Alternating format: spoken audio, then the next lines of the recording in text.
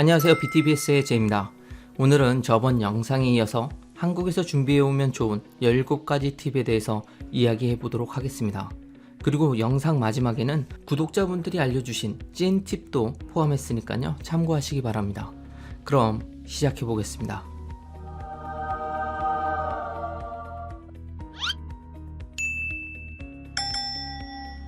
한국도 안경을 맞추려면 생각보다 금액이 저렴하지 않습니다. 그런데 캐나다와 비교를 해보면 한국은 그나마 양반입니다. 가장 큰 차이점은 한국과 다르게 캐나다는 시력 검사를 반드시 의사에게 진단을 받아야 한다는 것입니다.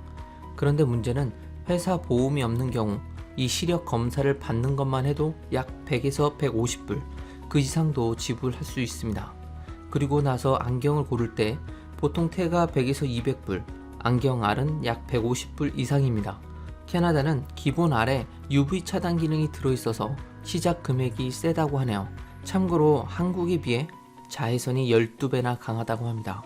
여하튼 안경 한 세트를 맞추는데 어림잡아 약 400에서 500불 정도 예상하셔야 합니다. 1:1 환율로 계산을 해보면 약 40만원에서 50만원 정도가 드는 거죠. 그러니까 웬만하면 한국에서 프로모션 기간에 백업용 안경까지 2개 그리고 선글라스 1개를 준비해 오시면 좋을 것 같습니다. 만약에 준비를 안 해 오셨다면 코스코가 그나마 가장 저렴하니까요. 가까운 코스코에서 프로모션을 할 때 맞춰서 사시면 됩니다. 참고로 저희 아이들도 작년 9월에 코스코에서 안경 2개를 맞추면 100불을 할인해 준다고 해서 아이당 2개씩 맞췄는데요. 각자 약 270불씩 줬습니다. 온타리오에서는 아이들의 검안비는 1년에 한 번 무료입니다.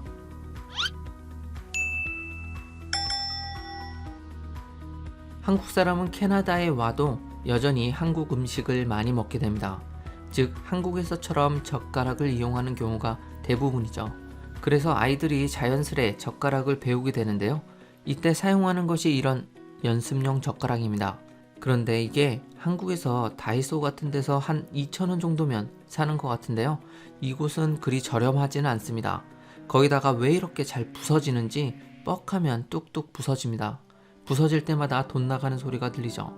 차라리 여유로 몇 개 사왔으면 상관없지만 없으면 한국 마트까지 가서 또 사야 하기 때문에 귀찮기가 이루 말할 수 없습니다.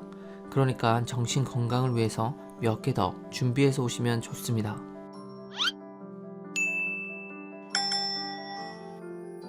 한국 운전면허증은 캐나다에서 캐나다 운전면허증으로 교환을 해준다는 이야기 많이 들어보셨나요? 사실입니다. 이것은 김영삼 대통령이 임기 중에 하신 일 중에 가장 큰 일이라고 캐나다에 오시는 분들이 우스갯소리로 많이 하시는 이야기입니다. 왜냐하면 다른 나라 친구들이 이 이야기를 들으면 엄청 놀라기 때문이죠. 캐나다에서 운전면허증을 따는 게 생각보다 꽤 귀찮고 시간이 오래 걸리는데요. 한국 사람들은 특별한 절차나 시험이 없이 한국 운전면허증을 바로 캐나다 운전면허증으로 바꿔주니 얼마나 대단한 건가요? 하지만 캐나다 운전면허증을 받기까지의 시간이 약 2에서 3주 정도 걸립니다. 그러니까 그 안에 운전을 해야 할 경우를 위해서는 한국에서 국제 운전면허증을 만들어 오시는 것을 추천합니다. 새로 나온 영문 운전면허증이 있으면 캐나다에서도 운전이 가능하다고 하는데요. 아직 이것을 모르는 사람들이 많습니다. 경찰들도 마찬가지고요.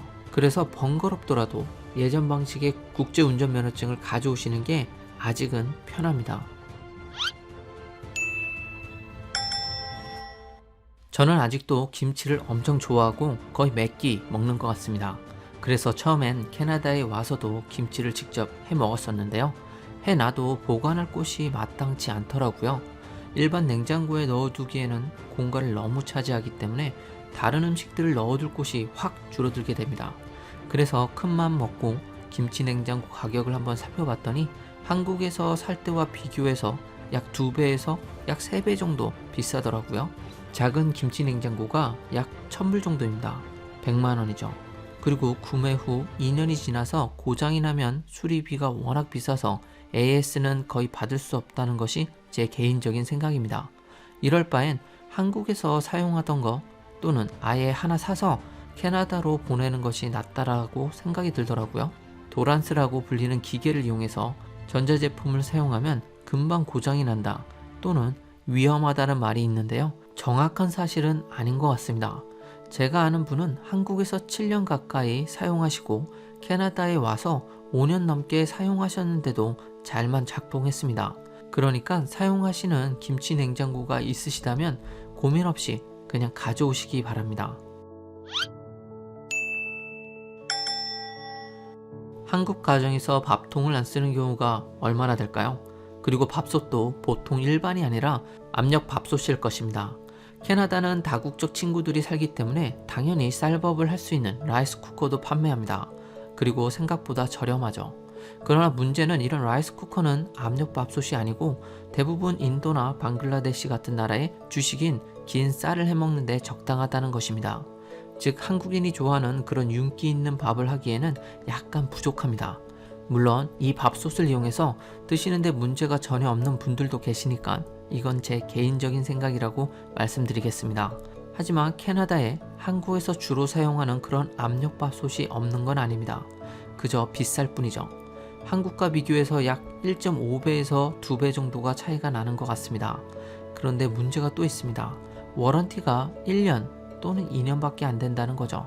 그 이후에 고장이 나면 거의 수리비만 만만치 않습니다. 어떤 경우는 그냥 새 것을 사는 것이 나을 수도 있습니다. 그래서 제가 말씀드리고 싶은 건 한국에서 사용하시던 그 밥통 그냥 가져오시라는 겁니다. 도란스를 쓰면 고장이 금방 날 거야. 그러니까 가서 새로 사는 것이 훨씬 나아 라는 카도라 통신 그냥 알겠어 하고 넘기시면 됩니다. 고장 나면 그때 가서 새로 사시면 되죠. 그러니까 꼭 한국에서 가져오시기 바랍니다. 도란스도 잊지 마시고요. 캐나다에서는 보통 사람들이 내비게이션으로 구글 지도를 사용합니다. 물론 요즘은 자동차 기술이 많이 발전돼서 핸드폰의 내비게이션을 다이렉트하게 자동차 콘솔에 바로 보여주는 그런 기능을 이용하기도 하죠. 그러나 보통 이민 초기에 중고차를 많이 사용한다는 것, 즉 이런 기능을 탑재하지 않을 가능성이 높은 자동차라는 점, 또 새 차를 산다 해도 그런 기술이 들어가 있는 자동차들이 약간 비싼 트림에 들어가 있기 때문에 정착 비용을 아끼기 위해 그냥 베이스 모델을 구입하는 경우가 많습니다. 즉 자신의 핸드폰을 내비게이션으로 사용해야 하는 경우가 대부분이라는 거죠. 그러니까 한국에서 핸드폰 거치대 하나 사오시면 정말 유용합니다. 앞서 말씀드린 대로 처음 랜딩 후 차 렌탈을 많이 하시는데요. 대부분의 렌트차는 따로 추가 금액을 내야지만 내비게이션 기능이 있는 차를 내어주거나 내비게이션 기계를 따로 빌려줍니다. 그러니 당연히 돈을 아끼기 위해 이를 선택하는 경우가 거의 없죠. 그러다 보니 캐나다에서 처음 운전하고 거기에 당연히 대부분 초행길일 텐데 핸드폰을 거치할 곳이 없어서 위험하게 자동차 기어 앞쪽에 내려놓고 슬쩍슬쩍 보면서 운전을 하거나 아니면 한쪽 손에 들고 운전을 하는 경우가 많습니다. 핸드폰을 들고 운전을 하다가 경찰에게 걸리는 경우 벌금도 굉장히 세고 차후에 보험을 들 때도 문제가 될 수 있는 중대한 범죄로 인식될 수 있기 때문에 반드시 하시면 안 되는 겁니다. 이때 챙겨가신 핸드폰 거치대가 정말 큰 도움이 되실 겁니다. 그리고 꼭 유니버셜하게 어느 차에나 쉽게 설치할 수 있는 그런 제품을 구입하셔서 가시길 바랍니다. 또 미국을 놀러 갈 때 이 핸드폰 거치대 하나 챙겨가서 현지에서 자동차 렌트하시면 돌아다니기에도 너무나 좋습니다. 혹시 가정에 사진기 프린터 하나씩 가지고 계시나요? 전 아이들을 낳고 이 프린터 기계를 샀었는데요. 너무 만족하면서 사용했었습니다. 그런데 캐나다 올 때쯤 갑자기 고장이 나더라고요. 그래서 살까 말까 고민을 많이 했었는데요. 결국 사서 가져왔습니다. 그런데 지금 돌이켜보면 이거 없었으면 어떻게 했을까 하는 경우들이 꽤 있습니다. 예를 들어 학교에서 아이들 숙제나 어사이먼트로 예전 어렸을 때 사진을 가져오라거나 가족 사진을 가져오라거나 하는 경우들이 있는데요. 보통 코스코 또는 동네 스테이플 같은 곳에 가서 사진을 인화하거나 컬러 프린터를 이용해서 그냥 프린터해서 가져오는 그런 가정들이 대부분입니다. 그런데 전 집에서 뚝딱 프린트해서 보내죠. 사진 하나 인화하려고 거기 가려면 그게 일이거든요.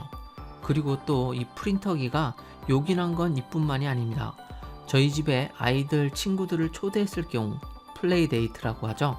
보통 이때 제가 아이들의 부모님들이 아이들을 픽업하러 오기 전에 아이들이 노는 모습 한두 장씩 인화해서 주면 그렇게들 고마워합니다. 생각해보면 요즘 사진을 인화하는 경우도 적고 상대 부모 입장에서 보면 자신의 아이가 이 집에서 어떻게 놀았는지 궁금해야 할 텐데 이렇게 사진을 주면 이런 궁금증도 해결이 되고 또 이 사진 자체가 아이들에게 좋은 추억이 되기 때문에 저희 가족을 더 좋게 바라봐 주는 것 같더라고요.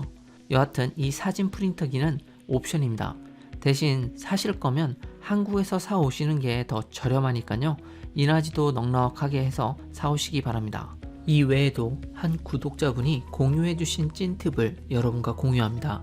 휴대용 손저울, 화장품, 클렌징 크림, 치약, 칫솔, 3단 자동 우산, 이태리 타월, 파스, 각종 연고, 고무 장갑 등이 있었습니다. 오늘은 슬기로운 이민생활 한국편 마지막 영상 미리 알면 좋은 17가지 팁 두 번째에 대해서 이야기해 보았습니다. 오늘도 캐나다를 사랑하시는 모든 분들 좋은 하루 되시고요. 제 채널을 응원해 주시는 구독자분들 또 카카오 오픈 채널에서 저와 함께 놀아주시는 분들 모두 다 감사합니다. 그럼 다음 영상에서 뵙겠습니다. 감사합니다.